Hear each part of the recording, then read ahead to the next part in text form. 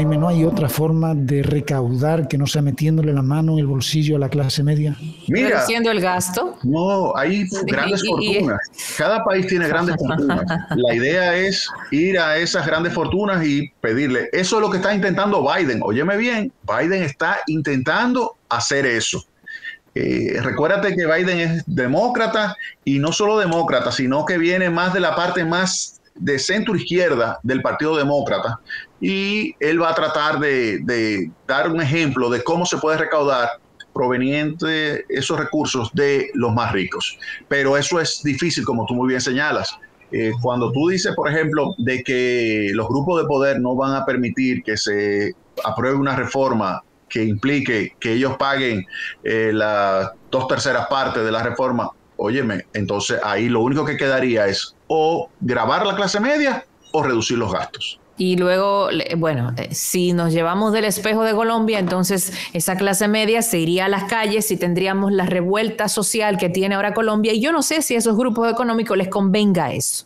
Ese otro Lo que pasa es que ahí entramos en un tema que nos caracteriza de una forma muy distinta a Colombia. Los colombianos cogen junta, y el dominicano tenemos una tarea pendiente en lo social, y es que no cogemos junta. Tienes un problema de seguridad y no sales a protestar por la seguridad. Ya hemos salido a protestar. Verjas en tu casa. No te dan la luz, pones un inversor y una planta eléctrica, pero no sales a protestar.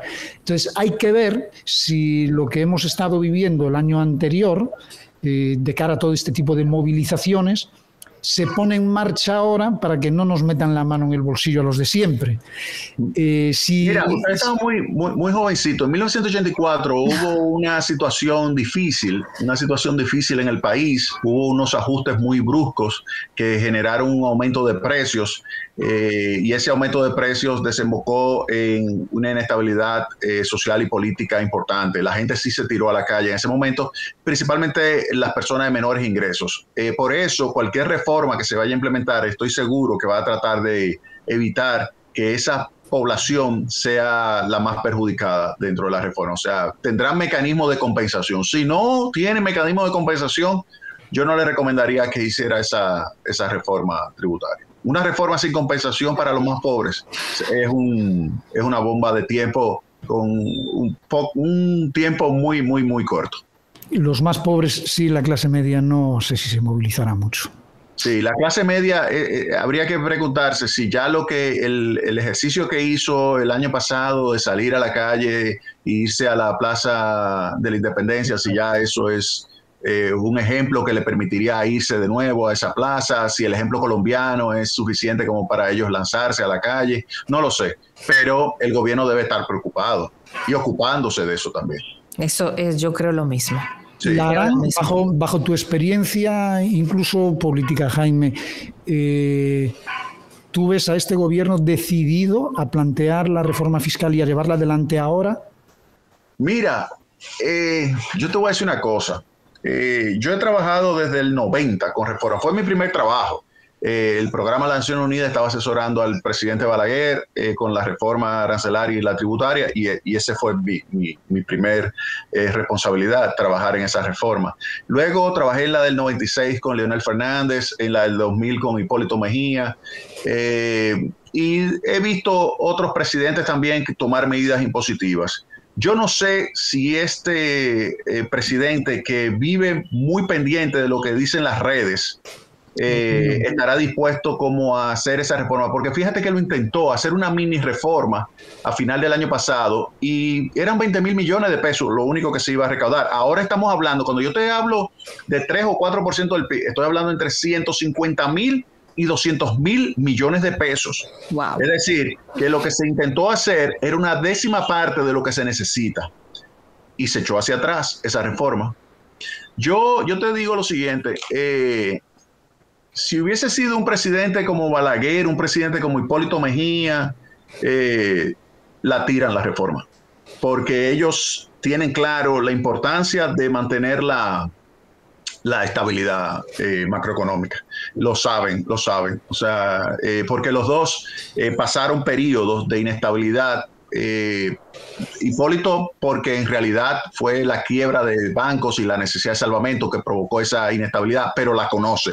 Entonces, ese es un presidente que te diría, sí, mira, en vez de tener el impuesto a la inflación, que significa tener un desequilibrio fiscal que no pueda ser financiado con recursos externos sostenidamente y que obligue a un financiamiento con recursos del Banco Central, pues ante esa posibilidad de inflación, que es el peor de los impuestos, vamos a hacer la reforma tributaria. Pero eso es que muy bien a la gente. Dijiste un factor importante, ni Balaguer ni Hipólito, en esos casos iban a escuchar mucho a lo que dirían las redes. Exactamente. O sea, hacen lo que tienen que hacer, para eso cuentan por eso fueron elegidos y cuentan con una mayoría y tienen ese poder y bueno, si meten la pata, pues se le pasarán la cuenta en las próximas elecciones. Exactamente. Pero, si están muy pendientes en el día a día de las críticas y de tal, a lo mejor tomar este tipo de decisiones cuesta mucho más complicado. Bueno, tú acabas de meter otra variable, elecciones. Este es el momento de aprobar la reforma ahora, porque si no la aprueba ahora y la tiras para el año que viene, para entonces... Entra en vigencia en el 23, pegadito al 24. Uy. O sea, nos estarían metiendo la mano en el bolsillo, lo sentiríamos de verdad. Olvídate de eso. Cerquita de las elecciones, ¿no? Exactamente. Entonces, ahí sería complicado. Ahora, yo entiendo que también en esta coyuntura donde hay 300,000 desempleados y además donde al tú eliminar estos programas fase 1 y fase 2 es probable que venga 50,000 personas más que se tire a la calle. Cuando tú ves eso, tú dices, y en este momento es que tú le vas a decir a la población, mira, prepárate que el año que viene vas a tener que pagar más de impuestos sobre la renta, porque medidas impositivas, por ejemplo, en Colombia, reducir el límite exento de 1.200 a $660 por mes. Es decir, que personas que antes no pagaban nada de impuestos sobre la renta, ahora van a tener que pagar impuestos sobre la renta. Ampliar la base del IVA, ampliar la base del ITEVIS, meterle 19% de tasa a esos productos y así otras medidas que también le va a sacar dinero al bolsillo, principalmente a la clase media. Cuando tú haces ese recuento, tú dices, y en medio de que en mi casa antes había 2 o 3 personas trabajando y ahora solo queda uno, complicado.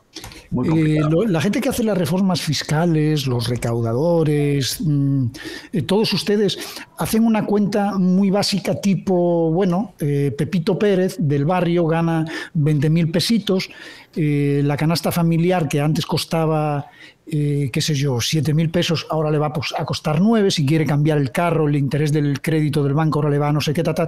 ¿Hacen este tipo de cuentas o se mantienen en macrocifras allá arriba?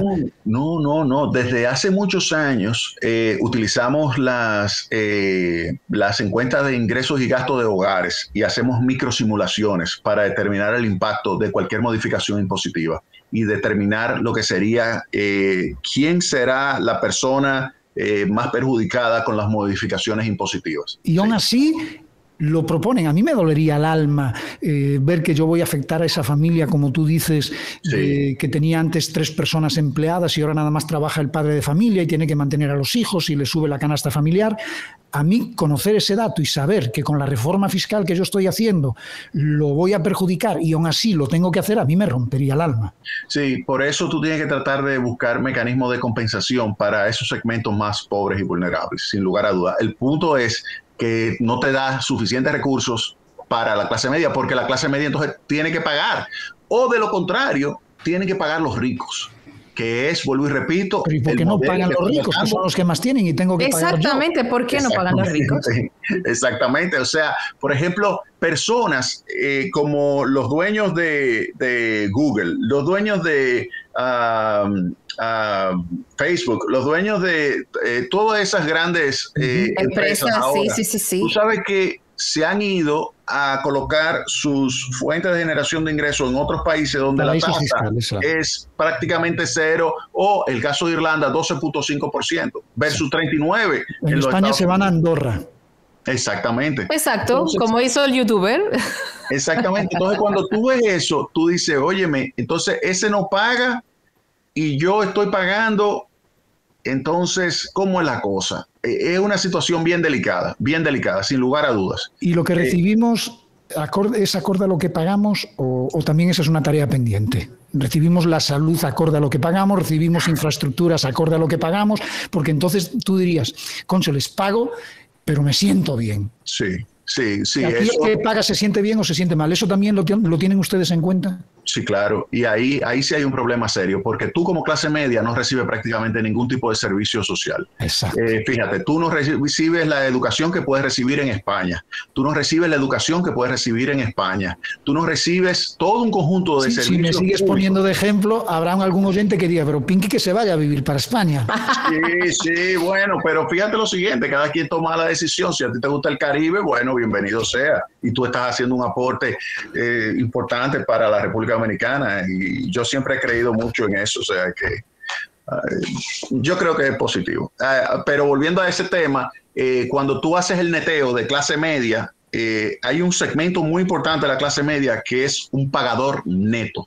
Es decir, que cuando tú dices, bueno, ¿qué recibe de servicios públicos la clase media, esa clase media clase media alta, ¿qué recibe con relación a lo que paga de impuestos? Es un pagador neto. Los pobres son receptores netos porque reciben educación, reciben salud. Tú me dirás, no, pero que la calidad es mala, sí, pero reciben el desayuno escolar, las transferencias que tú le haces a través de salud pública, a través del SENASA, a través del sistema de salud en general. De tal manera que en términos netos, los más pobres son receptores netos. Y eso está bien y hay que mantenerlo, pero que no nos salga siempre a los mismos del bolsillo. Sí, lo que sucede es que hay países como Europa, para no decir España en general, Europa, que la clase media, una buena parte también es receptora de una gran cantidad de transferencias sociales importantes de parte del gobierno, porque tú vas a una escuela pública en esos países, tú vas a una escuela, una universidad pública. La universidad totalmente pública y muy buena. Muy buenas, hay calidad. Las universidades, o sea, tú tomas la Universidad de Barcelona, que la conozco muy bien, la Universidad de la Sorbona, tú tomas todas esas universidades y te darás cuenta de que te dan un excelente servicio. Entonces, si tú me preguntas, la población piensa, ten en cuenta de que la mitad de la población no paga nada de impuestos. Entonces tú ahí dices, no, cuando digo nada de impuestos sobre la renta. Entonces ahí tú dices, hay un grupito que estamos pagando más de lo que deberíamos estar pagando. Porque si tuviéramos unas recaudaciones de 22, 23, eliminando la evasión, entonces ahí eso significa que nos pudieran reducir la tasa impositiva de impuestos sobre la renta, de los selectivos al consumo, del ITEVIS, nos pudieran reducir esas tasas impositivas. Pero como hay una parte importante que no paga, ya sea porque evade, ya sea porque elude o ya sea porque está exento, porque también aquí hay muchos negocios, muchas actividades totalmente exentas. Sí, que eso es algo que hay que poner sobre la mesa también, si en algún momento van a comenzar a pagar o no.